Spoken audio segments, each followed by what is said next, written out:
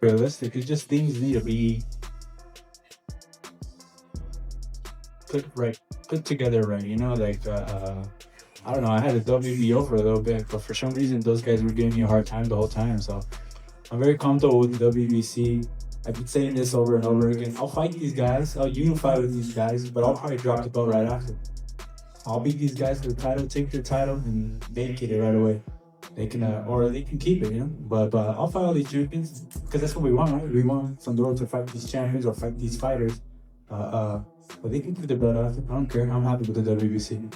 I know you don't particularly care for what like Crawford says for the most part, but do you kind of feel like some of his critiques to you are like, I don't know, maybe like hate a little bit? I know online he recently said that Fundora's best guy 154. He said Fundora would beat you. What do you like to comment on it?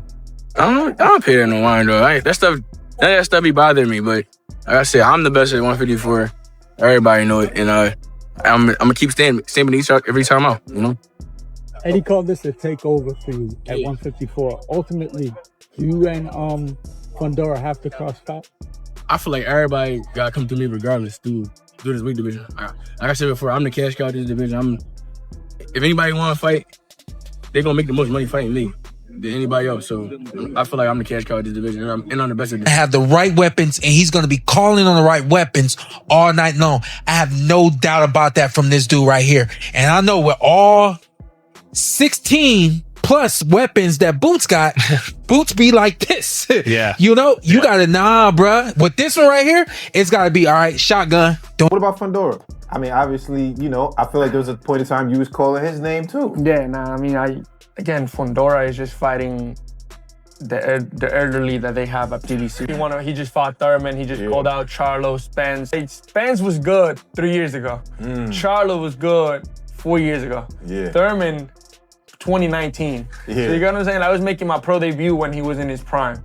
So it's like, this guy he doesn't care about greatness. He cares about having good names that are not such good names. Did Jaron Ennis just challenge the toughest opponent of his career after his impressive victory over Zayas? Before fans had even finished celebrating one of the biggest knockouts of the year, the conversation had already shifted toward what could be next. Instead of simply enjoying the moment, Boots made it clear that his focus is already on another major challenge. His attention turned directly toward WBC junior middleweight champion Sebastian Fundora. It wasn't a passing comment or a routine post-fight interview. It was a confident challenge that immediately sparked discussion throughout the boxing world. With both fighters holding championship ambitions, the possibility of this matchup has quickly become one of the hottest topics in the sport. Who do you think could bring out the best in your son at 154? Oh, no. I don't know. I mean, he's supposed to bring out the best.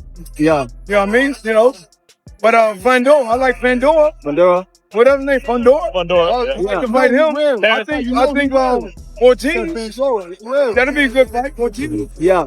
What happens when one of boxing's most explosive offensive fighters potentially faces one of its tallest and most unconventional champions? That question is now fueling debate across the boxing community. A possible clash between Boots Ennis and Sebastian Fundora would bring together two completely different styles, making it one of the most intriguing matchups at 154 pounds. As both fighters continue pursuing championship success, fans and analysts are already discussing how their strengths could match up if this highly anticipated fight eventually becomes a reality. Good for Canelo's camp to have a fighter like Ennis. Because, he likes to switch right-handed, southpaw. I think Canelo probably didn't need that. But, the fact that Ennis went might cause a little bit of drama. I think he did for a dramatic effect. But, great fighter at 147. But 154 is a different division. They have me in there, so we'll see what he can